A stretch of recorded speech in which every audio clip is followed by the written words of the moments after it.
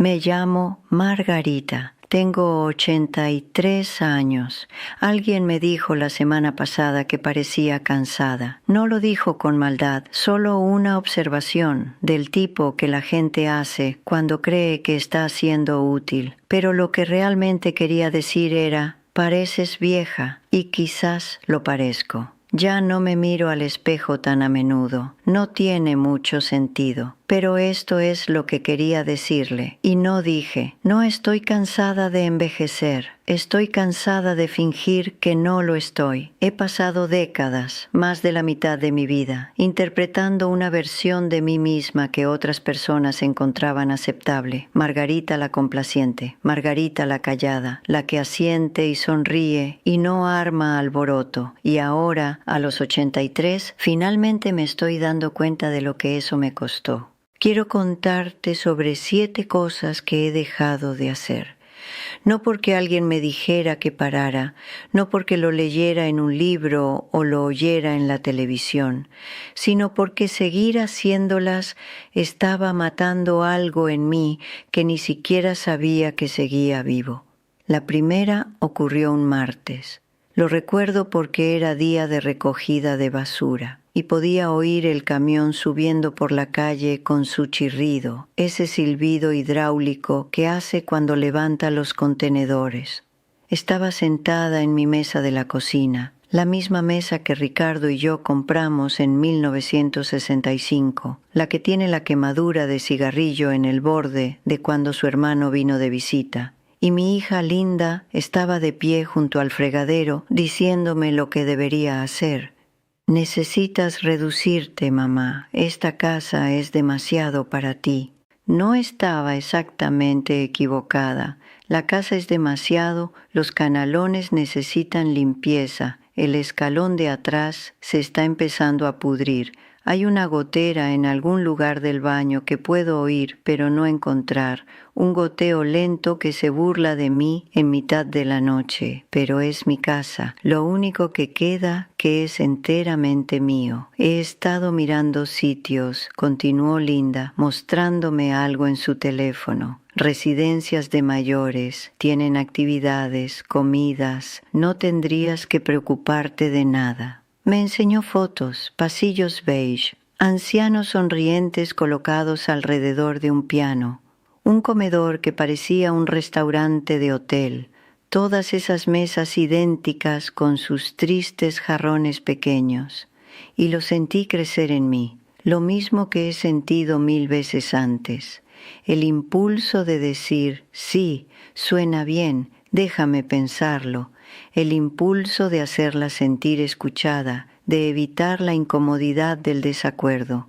Abrí la boca y luego la cerré otra vez, porque esto es lo que de repente entendí. Si decía que sí ahora, aunque solo fuera por educación, acabaría en uno de esos pasillos beige. No porque fuera lo correcto para mí, sino porque tenía demasiado miedo de decir que no lo era. No, dije. Linda parpadeó. ¿Qué? No, no me voy a mudar. Pero mamá, hablamos de esto. Tú hablaste de ello. Yo escuché y ahora te digo, no. El silencio que siguió fue tan denso que podía oír el reloj de la cocina haciendo tic-tac. Linda me miró como si hubiera hablado en otro idioma. Quizás lo había hecho. Había pasado tantos años estando de acuerdo con ella, con todos, que mi propia voz se había vuelto irreconocible. Se fue 20 minutos después, frustrada, probablemente preocupada de que estuviera perdiendo la cabeza, y me quedé sentada en esa vieja mesa, las manos temblándome ligeramente, sintiendo algo que no había sentido en años, alivio. Durante décadas creí que mantener la paz significaba tragarme mis propias opiniones. Mi madre me enseñó eso, no con palabras, sino con su silencio. Nunca discutía con mi padre, nunca le contradecía. Y cuando tenía 9 años y le pregunté por qué no decía nada cuando él tomaba decisiones con las que ella claramente no estaba de acuerdo, simplemente me miró y dijo: «El matrimonio es cuestión de compromiso, Margarita». Pero ella era siempre la que se comprometía. Aprendí pronto. Tus sentimientos son una carga. Tus opiniones son inconvenientes. Si quieres ser querida, sé complaciente. Así que me volví complaciente. Cuando Ricardo quiso mudarse a 3 horas de mi familia por su trabajo, dije, tiene sentido. Cuando su madre criticaba cómo mantenía la casa, sonreía y decía, probablemente tengas razón. Cuando mis hijos eran adolescentes y yo sabía que estaban cometiendo errores, a menudo me quedaba callada porque no quería parecer agobiante. Pasé 50 años asintiendo a la certeza de otras personas. ¿Y el coste? Dejé de confiar en mí misma.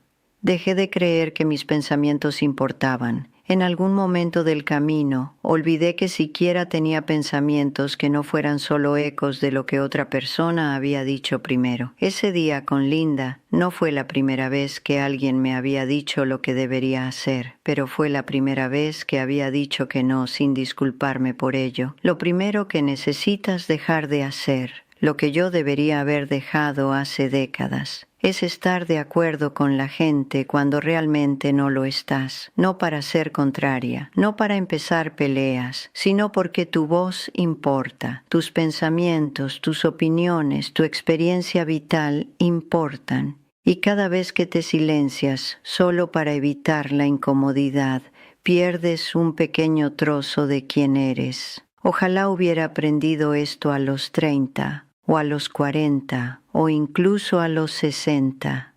Pero lo estoy aprendiendo ahora. Lo segundo me llevó más tiempo darme cuenta. Durante años después de que Ricardo muriera, me decía a mí misma que estaba bien sola. Y en cierto modo lo estaba. Había pasado tanto de mi matrimonio, sintiéndome sola, incluso con alguien en la habitación, que la soledad real se sentía casi honesta. Pero la soledad es algo extraño. No se anuncia, se filtra lentamente, como el agua por una grieta, hasta que un día te das cuenta de que has pasado una semana sin hablar con nadie, excepto el farmacéutico y la mujer de la caja del supermercado. Empecé a rechazar invitaciones, no conscientemente, no de golpe, pero mi hermana Juana llamaba para quedar, y yo decía que estaba cansada. Una vecina mencionaba una cena comunitaria, y yo decía quizás la próxima vez.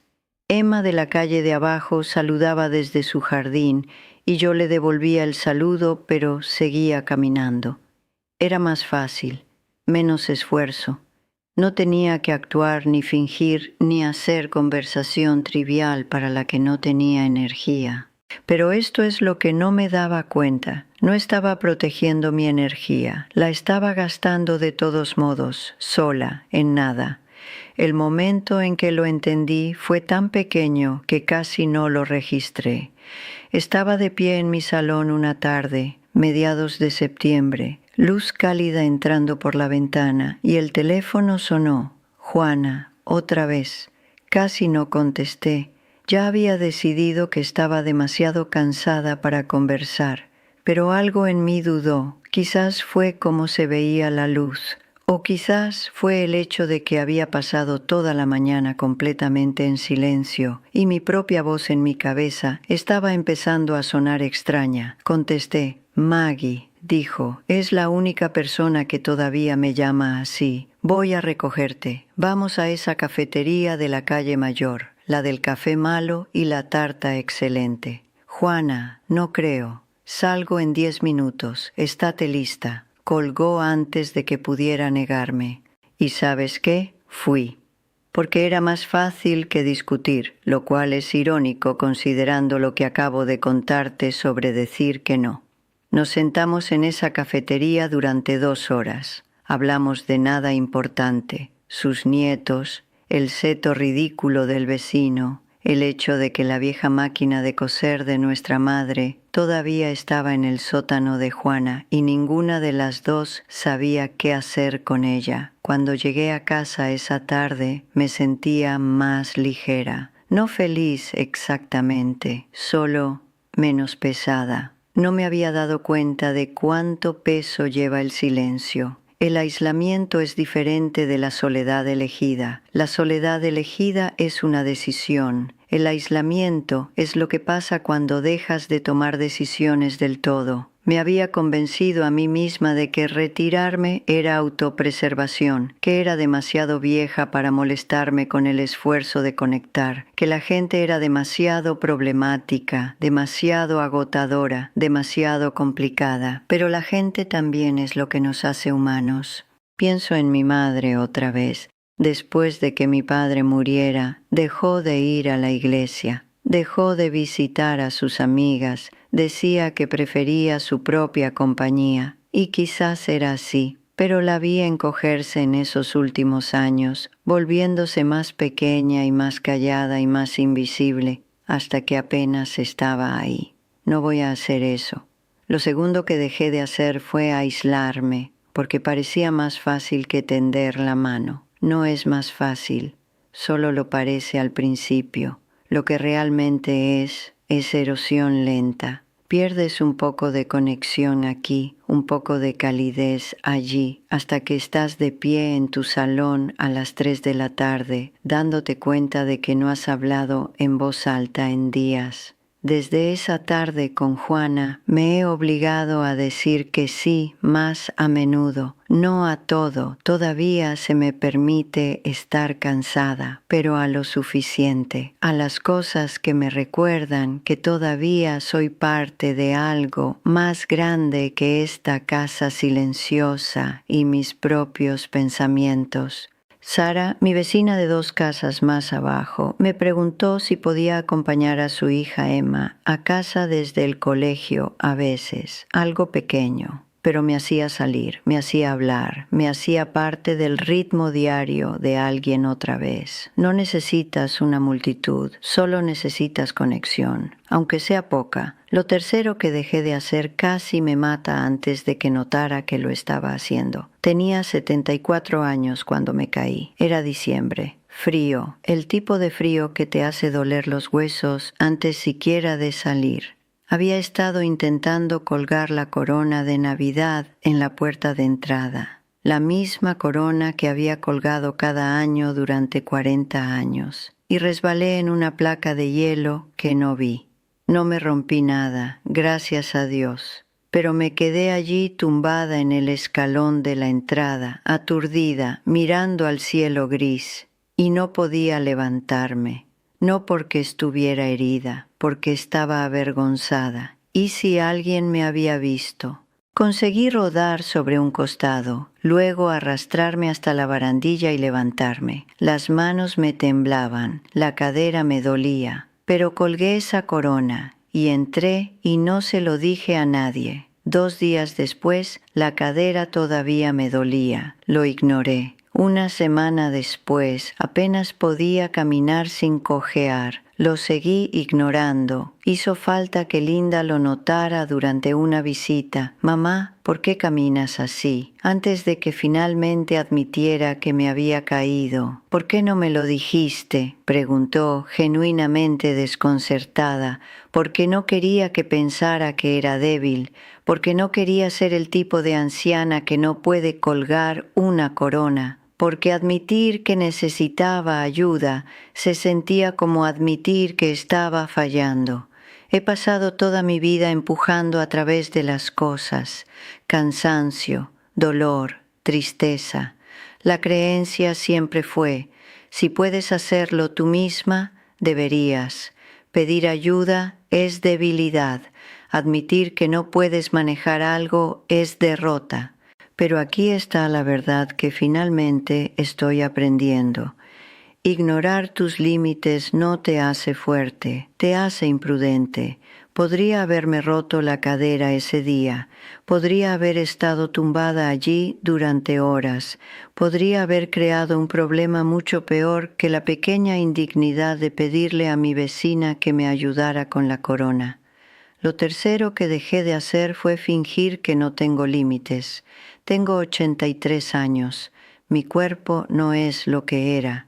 Algunos días estoy cansada sin razón.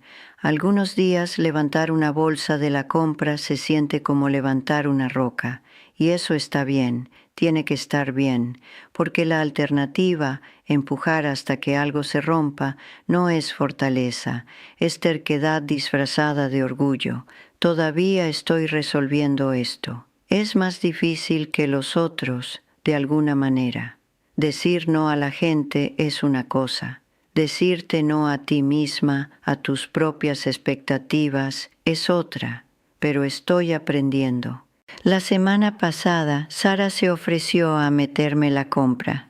Y en lugar de quitarle importancia e insistir en que podía arreglármelas, dije, gracias, me vendría bien la ayuda. Se sintió extraño, pero también, extrañamente, como alivio.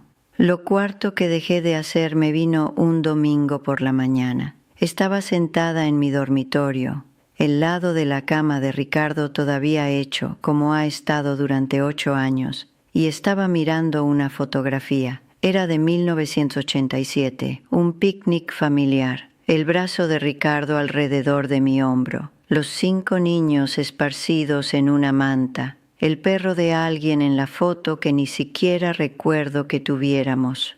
Todos parecían felices. El sol se ponía detrás de nosotros, dorado y perfecto. No recuerdo haber sido feliz ese día. Recuerdo a Ricardo irritado porque llegábamos tarde. Recuerdo a Susana llorando por algo que uno de sus hermanos había dicho. Recuerdo sentirme agotada y desear simplemente poder irme a casa. Pero en la fotografía parecíamos perfectos. Había estado sujetando esa fotografía durante 20 minutos, quizás más, cuando me di cuenta de que mi té se había enfriado a mi lado. La mañana había pasado. Tenía cosas que hacer, colada, facturas, una llamada telefónica que llevaba posponiendo. Pero había perdido 2 horas solo sentada ahí, viviendo en 1987.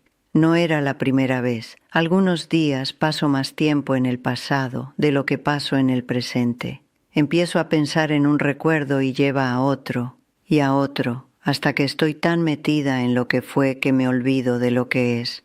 Hay un consuelo en ello, supongo. El pasado está terminado. Es conocido. Ya no puedo estropearlo porque ya ha pasado. Sean cuales sean los errores que cometí, están grabados en piedra y hay algo casi tranquilizador en eso. No quedan decisiones que tomar, no hay incertidumbres, pero también es una trampa, porque mientras estoy aquí sentada recordando 1987, es 2025 y me lo estoy perdiendo. Empecé a notar el patrón hace unos meses. ¿Con qué frecuencia me pillaba empezando frases con «en aquella época» o «me acuerdo de cuándo», cómo las conversaciones con mis hijos se habían vuelto menos sobre el ahora y más sobre el entonces? Cómo había dejado de hacer planes porque planificar requiere creer que el futuro importa tanto como el pasado. Lo peor, había empezado a comparar todo con cómo solía ser. El barrio no es tan amigable como era. La gente no habla entre sí como solían hacerlo. La comida no sabe igual. Los inviernos no son tan fríos. Los veranos no son tan largos. Todo era mejor entonces. Excepto que no lo era. No realmente. Solo lo recuerdo así porque la memoria es amable. Suaviza los bordes, elimina las partes aburridas, resalta los buenos momentos y atenúa los malos hasta que el pasado se convierte en esta cosa resplandeciente con la que el presente nunca puede competir. Tenía 67 años cuando Ricardo murió. Eso significa que he estado sola 16 años. Es mucho tiempo, muchos días, y en algún momento de esos días dejé de vivirlos y empecé solo a esperar. ¿Esperar a qué? No sabría decirte. Quizás a que se sintiera como solía sentirse. Quizás a que la vida tuviera sentido otra vez de la manera en que recuerdo que tenía sentido antes. Aunque si soy honesta, nunca tuvo realmente sentido ni siquiera entonces. La verdad llegó silenciosamente, como suele llegar la verdad. Estaba fuera, acompañando a Emma a casa del colegio. Habla más que cualquier niña que haya conocido. Un flujo constante de observaciones sobre todo, desde las grietas en la acera hasta por qué la voz de su profesora suena diferente cuando está cansada. Y me hizo una pregunta. Señora Margarita, ¿cuál es tu color favorito ahora mismo? Azul, dije automáticamente. Siempre lo ha sido. No, dijo, entrecerrando los ojos hacia mí. No siempre, ahora mismo. ¿Cuál es tu color favorito hoy? Abrí la boca para responder y me di cuenta de que no lo sabía. No lo sabía porque no había pensado en ello. No había notado los colores en tanto tiempo que había dejado de tener opiniones sobre ellos. Seguía dando la respuesta que había dado 40 años atrás, porque nunca me había molestado en preguntarme si seguía siendo verdad. No lo sé, admití. Emma asintió, perfectamente satisfecha con esa respuesta. Yo tampoco, a veces cambia. Caminamos otra manzana en silencio. Me cogió la mano, la suya pequeña y cálida y ligeramente pegajosa de lo que hubiera comido en el almuerzo. Y pensé, ¿cuándo dejé de notar las cosas? ¿Cuándo dejé de preguntarme qué quería, qué me gustaba, qué me daba curiosidad? ¿Cuándo dejé de permitir que las cosas cambiaran, incluida yo misma? Esa tarde me obligué a sentarme en el porche delantero en lugar de mirar fotografías viejas. Vi el cielo volverse colores para los que no tengo nombres, naranja desangrándose en rosa, desangrándose en morado. Escuché los carillones de viento de alguien calle abajo, metálicos y ligeramente desafinados. Lo noté, y al día siguiente lo noté otra vez. ¿Cómo sabía mi té? El patrón de luz a través de la ventana de la cocina, el hecho de que la casa siempre huele a lavanda porque guardo esas bolsitas que mi hija Susana me hizo en los cajones, aunque no estoy segura de que me guste siquiera la lavanda. Cosas pequeñas, cosas presentes. Lo cuarto que dejé de hacer fue vivir tan completamente en el pasado que olvidé que el presente todavía estaba ocurriendo. Todavía recuerdo. No estoy intentando borrar 83 años de vida, pero estoy intentando no dejar que esos años sean los únicos años que estoy viviendo, porque esto es lo que lentamente estoy entendiendo. El pasado es seguro porque está terminado. Pero también está terminado, y yo no. Lo quinto que dejé de hacer me llevó más tiempo ver, porque lo había estado haciendo tanto tiempo que se sentía como respirar. Tenía 79 años cuando finalmente lo noté. Mi hijo David había venido a visitarme. Hace eso cada pocas semanas, como un reloj. Revisa la caldera, cambia bombillas que no puedo alcanzar, pregunta si necesito algo de la tienda. Es bueno así, responsable. Ese día había traído a su mujer y ella había hecho el almuerzo. Bocadillos, ensalada de pasta, esas galletas de la panadería que me gustan. Pusieron todo en la mesa del comedor y sentí ese tirón familiar de obligación. No teníais que hacer todo esto, dije. Queríamos, mamá. Bueno, la próxima vez avisadme, cocinaré yo. David y su mujer intercambiaron una mirada, el tipo de mirada que cree que no puedo ver. Mamá, no tienes que cocinar, estamos aquí para ayudarte. Y ahí estaba, esa palabra, ayudar, como si yo fuera el proyecto, como si mi vida se hubiera convertido en algo que tenían que gestionar. Sonreí, dije gracias. Me comí el bocadillo, pero por dentro algo estaba revuelto. Después de que se fueron, empecé a recoger, aunque la mujer de David había insistido en que ella lo haría. Lavé los platos, lo guardé todo, limpié las encimeras hasta que brillaban, y luego me quedé allí de pie en mi cocina limpia, agotada, y me pregunté por qué. ¿Por qué había insistido en recoger?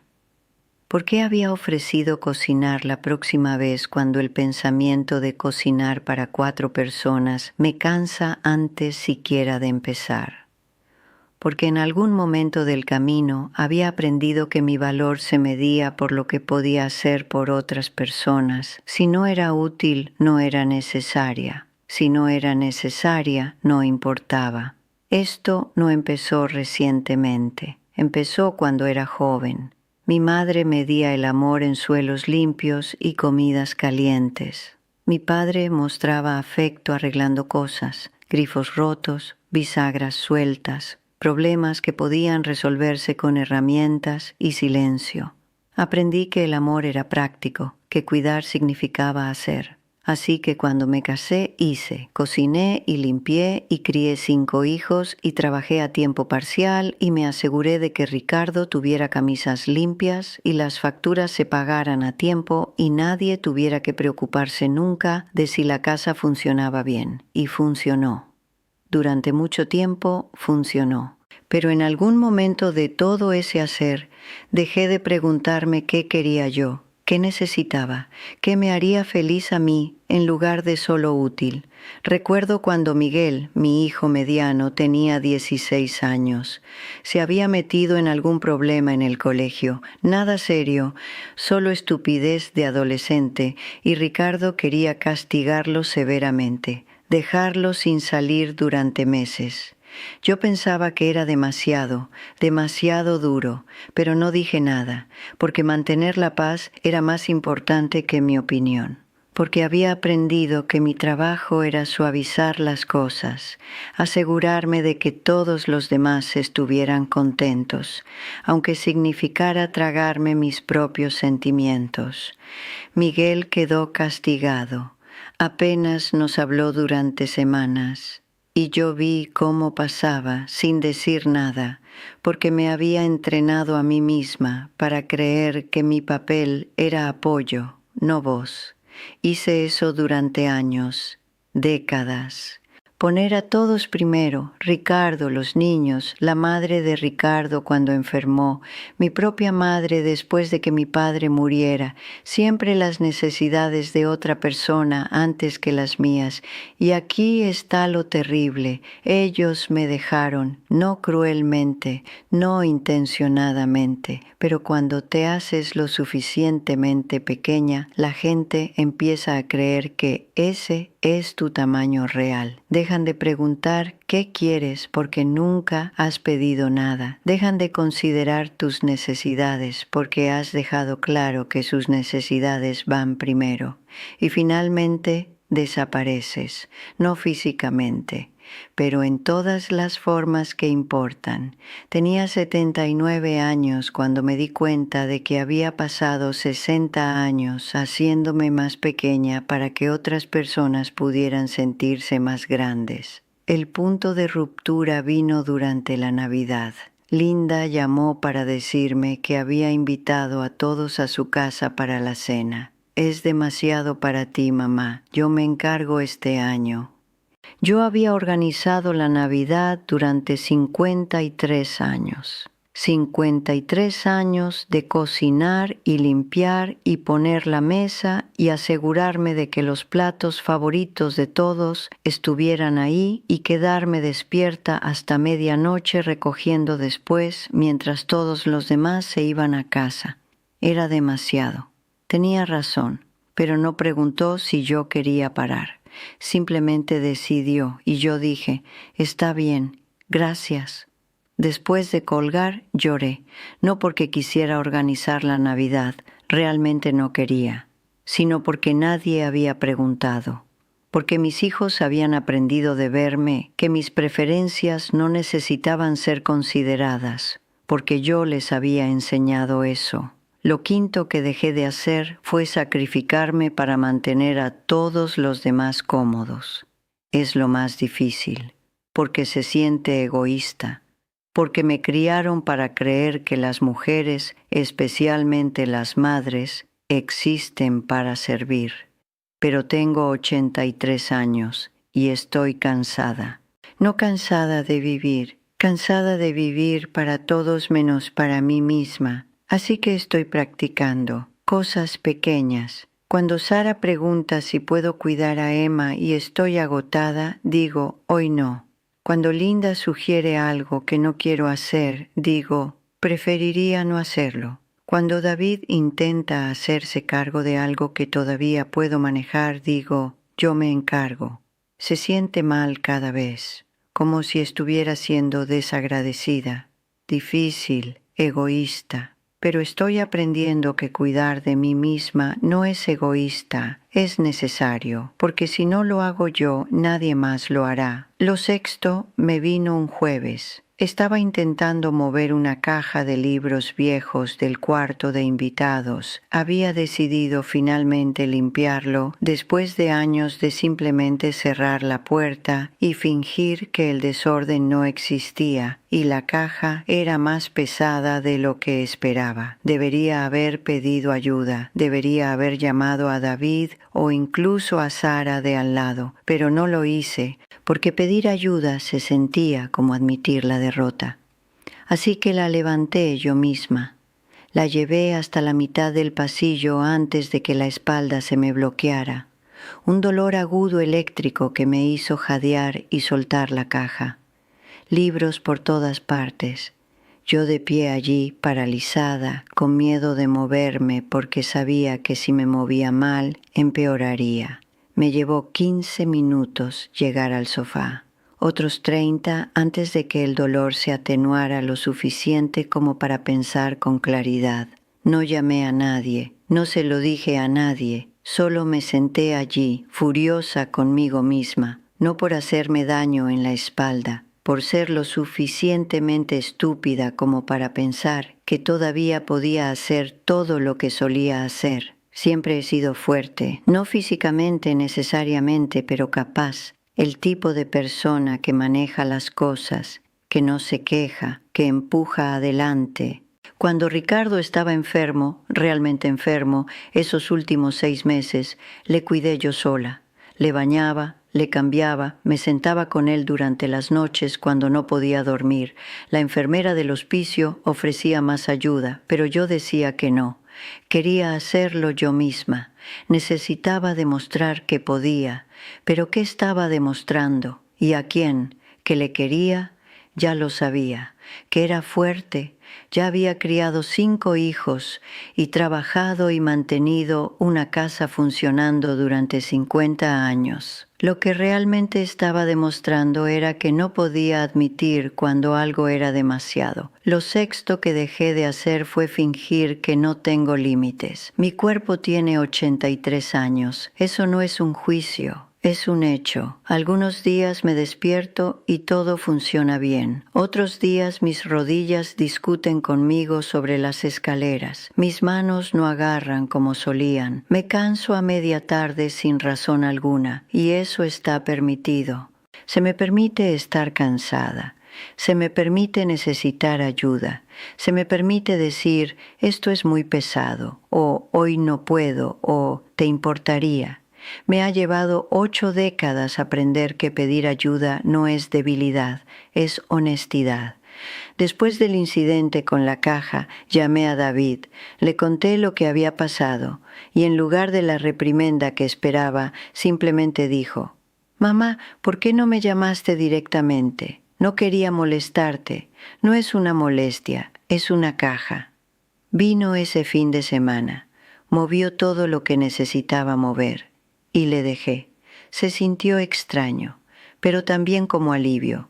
Estoy aprendiendo a reconocer mis límites antes de que ellos me reconozcan a mí. Lo séptimo me sorprendió.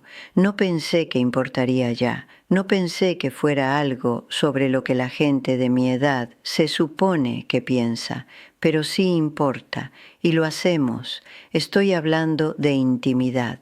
No solo sexo, aunque sí, eso también, sino cercanía, contacto físico, la sensación de ser deseada, no necesitada. No como madre o abuela, o la mujer que cuida a Emma después del colegio, deseada como yo misma.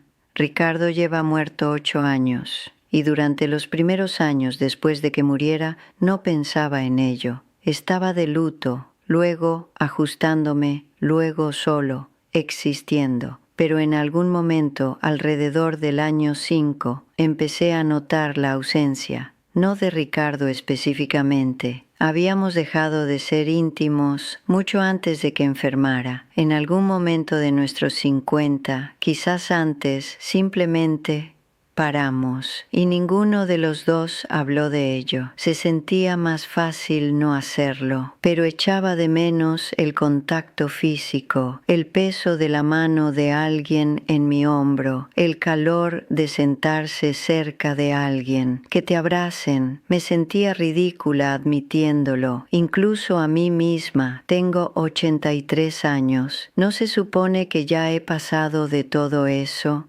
Pero el deseo no tiene fecha de caducidad, tampoco la soledad. Hay un hombre que viene a la misma cafetería a la que Juana me arrastra a veces, Andrés. Es mayor que yo, 87, viudo desde hace 3 años. Hemos hablado algunas veces, charla trivial, mayormente, el tiempo, el café terrible.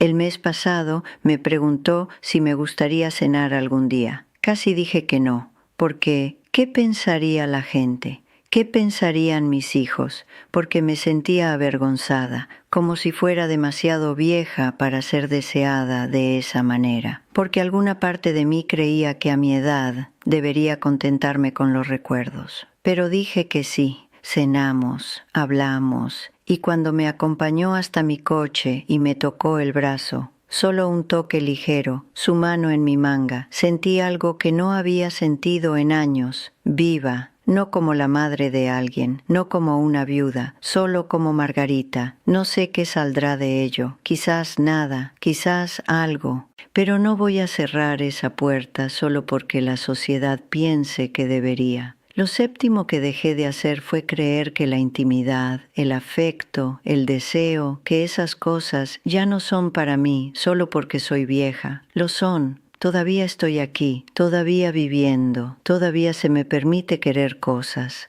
Y eso incluye que me toquen, estar cerca de alguien, sentirme como algo más que solo un cuerpo que envejece. Estoy sentada en mi porche ahora, el que casi abandoné cuando Linda quería que me mudara. La tarde se está enfriando. Puedo oír a Emma riéndose en algún lugar calle abajo. El perro de Sara está ladrando a algo. El cielo está haciendo eso que hace justo antes de la puesta de sol, cuando no puede decidir qué color quiere ser. Tengo 83 años. He cometido tantos errores. Me quedé callada cuando debería haber hablado. Me aislé cuando necesitaba conexión.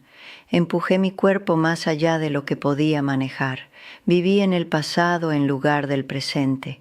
Me hice pequeña para que otros estuvieran cómodos. Fingí que no tenía límites.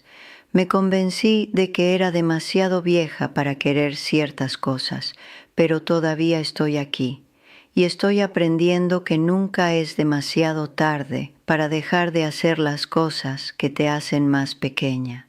Algunas personas hablan de envejecer como si fuera un declive, como si llegaras a cierto punto y todo después de eso fuera solo menos energía, menos relevancia, menos vida, pero no creo que eso sea verdad. Creo que envejecer es simplemente vivir con el volumen de la verdad subido. Ya no puedes esconderte de ti misma, no puedes fingir, no puedes actuar. Solo eres tú, cruda y cansada y todavía aquí.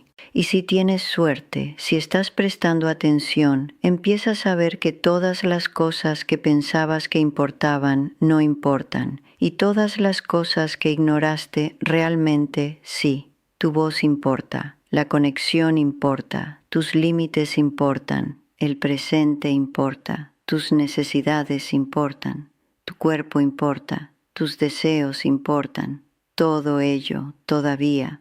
No sé cuánto tiempo me queda, ninguno de nosotros lo sabe, pero sé que no quiero pasarlo de la manera en que pasé los últimos 60 años, disculpándome por ocupar espacio. Estoy aquí, se me permite estar aquí, completamente. Eso es lo que estoy aprendiendo a los 83. Si estás escuchando esto y tienes mi edad o algo cercano, quizás reconoces algo de esto. Quizás has estado haciendo estas cosas también durante tanto tiempo que olvidaste que las estabas haciendo. No es demasiado tarde para parar. Sé cómo suena, como algo bordado en un cojín, pero lo digo en serio. Todavía estás aquí. Eso significa algo. Todavía estoy resolviendo esto. No lo tengo todo solucionado. Algunos días vuelvo a caer en viejos patrones, estando de acuerdo cuando no debería, aislándome cuando estoy cansada, empujando demasiado, viviendo en 1987. Pero lo estoy intentando. Y si has estado aquí conmigo todo este tiempo, escuchando a una anciana resolver su propia vida, gracias. Quizás podemos seguir haciendo esto, sentándonos juntas, resolviéndolo. Si quieres, claro,